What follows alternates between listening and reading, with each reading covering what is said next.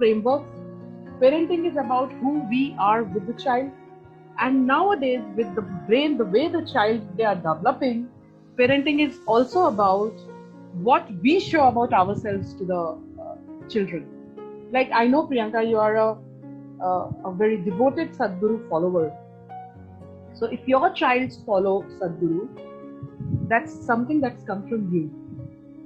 So if I listen to Kishore Kumar and my son listens to Kishore Kumar, that's coming from me. So we are their role models. And our neuro-linguistic programming world is concerned, parenting is about respecting their model of the world, understanding that every behavior has a positive intention, which is one of our major presuppositions. And if a child is behaving in a particular manner, let us understand where is it coming from, why, rather than what. What do we say? What are you angry about? Let us ask, why are you angry? And that is when we will understand where is this behavior coming from. So, is it right? Is it correct to impose our dreams on our children? It's our dream, so it's our model of the world. Yeah. Simple. I am a professor. I by choice, I'm a professor. Then I became a trainer. And I don't know, I'm now an entrepreneur also with this new organization. My husband was a professional, then he has his own business. My child has gone into VFX editing. He wants to become an editor. Every child has a dream. I would say every child has a mental imprint of what he or she wants to become. We want our children to be like something, then let us go in a more scientific way of discussing, deliberating, setting up goals and mapping. If their mindset is matching with what we want them to be, then let's support it. If their mindset is not matching with what we want them to be, then let's see how it's going to work. You mean to say we can just guide them and then leave it to them? Be a mentor. Yeah. We are mentors. Because if their physiology is not supporting it, they'll struggle. And the point is, if their physiology is not supporting and if they struggle, it is going to reflect in their marks. And that is where the entire domino effect starts happening.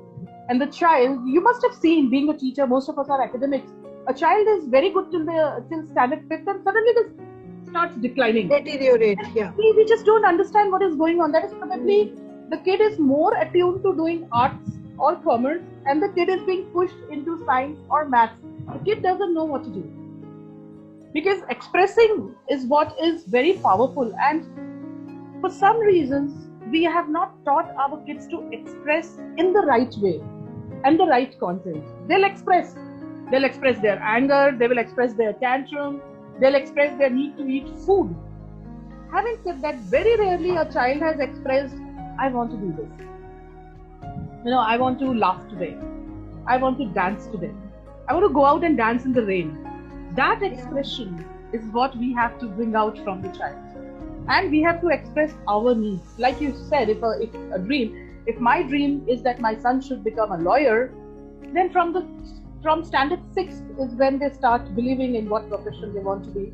Let me start talking to him, telling him what a lawyer is, why become a lawyer is important, what he will have to study. So we have ways and methods that if we feel that our child can be good in something, we can create a mental imprint that the child will physiologically also supported and will excel in whatever the child has. You can check because, we just started this conversation. So in the age 0 to 2, the physiological growth is 20%, whereas the mind growth is around 25%. Okay. So in the age of 2 to 4, the physiological growth is around 45%, whereas the mind is already going at 50%. So at the age of 4 to 8, the physiological growth is around 50%, whereas the mind has already reached 80%. So what we do, we look at the physiological growth. We're not looking at the mind growth. And the latest study has found that 90% of child brain growth happens by the age of 5. Parents, remember, we have to calibrate the present in the scale of whatever happened in the past history, with complete mindfulness. Is it required today? Is it going to give that same result? Is my child same as me? Does that work?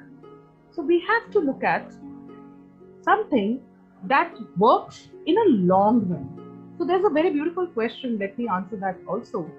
Does a little bit negative motivation work for nurturing the kids?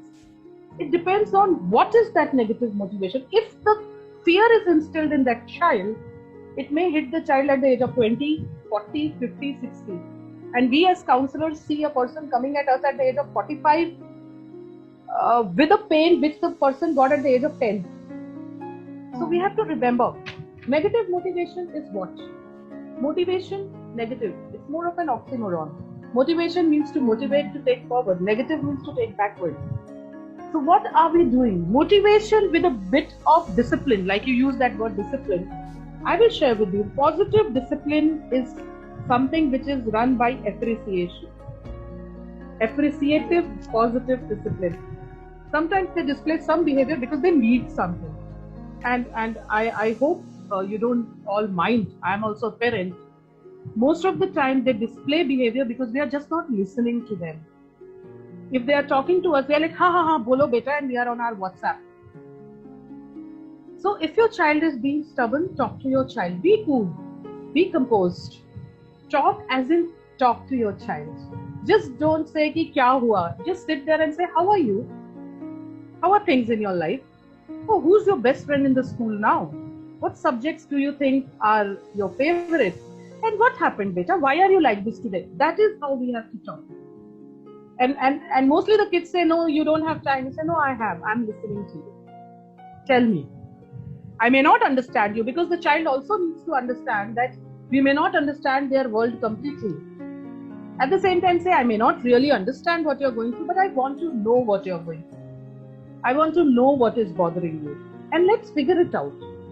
That sets the tone for further your kid coming out and talking to you.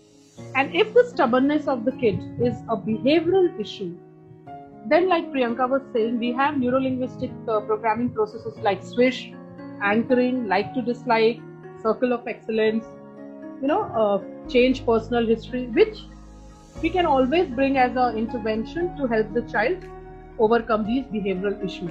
First, understand, is it really a behavioral issue, or is the child telling you something? The child wants to reach out to you on something. I hope that helps. Definitely. Any question from any parent or someone there in the audience? We welcome the questions. Please post your questions. Your questions are over. I thought you had a long list of questions. Yeah, I do have questions, but in case the parents want to ask something, so there, have we answered to this question? Does a little bit negative motivation? Yes, we did that. Okay, till the parents, post their question. The child is having some discomfort.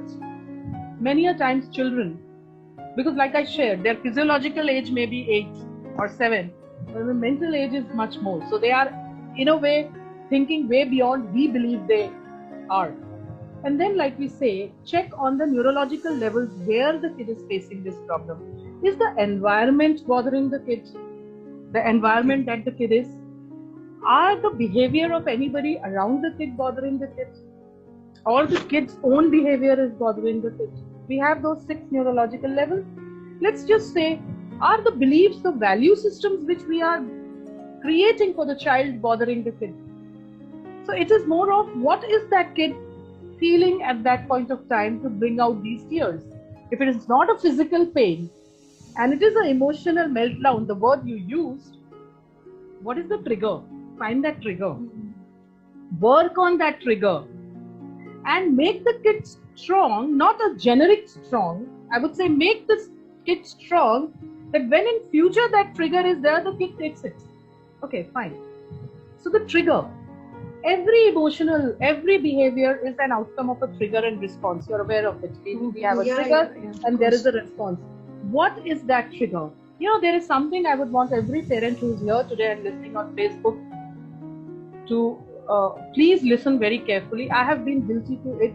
Now it's okay. We are out of it and fine. We have this habit of telling our kids, you know what? I'm using Hindi here because most of us Hindi speaking in our own dialect, in our own language, say the same thing. Tum kisi layak nahi ho. It's a very generic statement and we do it like this.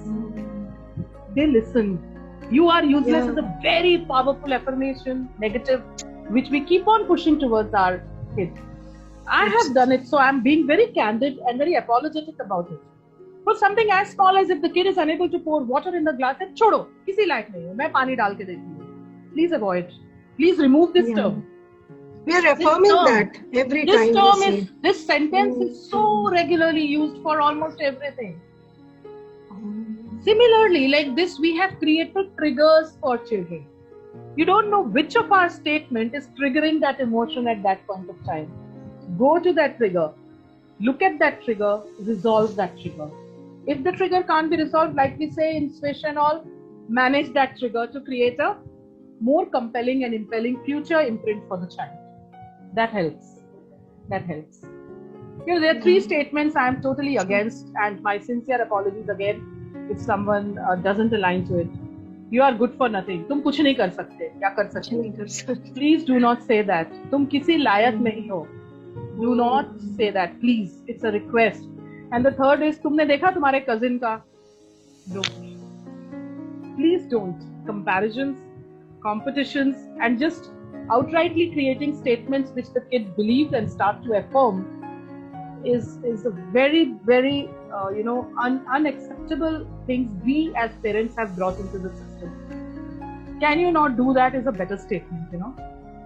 Can you not pour a water in a glass? Can you not bring this for me? So can you not actually challenge your cousin and achieve it? Could be a better statement to go with. If we still want to continue these statements, let's just reframe the statements to be in a more positive note. I hope, Priyanka, I answered your question. Delete these statements, I think. It should be. It should be deleted. It's not required. I mean, comparing a child. Not required. At all. And I hope you got the answer to your question. I hope. Yeah. I really, agree to what you say. You just said. Okay, my next question again is, it's something related to cause, and then it has an effect. And rather than staying in the effect side, we need to be in the cause side. So why it happened to me, or it always happens to me, we have to be, it has happened and I can manage it. I have all the resources. So I have to be in the cause side. And one of I said I will share an acronym, the 5 things that parenting should do is reward. If you do this, you will get rewarded. If you don't do this, you will not get rewarded. If you do not do this, तुम्हारा कुछ नहीं होगा. Let's reframe it again. If you put the efforts, you will get rewarded. Full stop. Full stop. Reward is a very powerful. Yes. Reward is a very powerful motivation for anyone. What is the outcome of this webinar? There is a reward. We all go happy. We all want that happiness. We want that outcome. If a 1 hour is invested, we want to take some takeaways from here. That is a reward for us, right? So we have to say, your outcome is fine. Your efforts are important. It will be rewarded. So let's get into the efforts mode rather than the outcome mode. Let us be in the cause side rather than the effect side. Outcome is driven by efforts. If we reward the efforts, the outcome will eventually come because the child will be motivated to keep on giving efforts. When we deny rewarding the efforts, the child actually stops putting in the effort. Because the outcome is what is looked at, not the effort. Richa ma'am, do you have any question? I'm waiting for a question. I have a small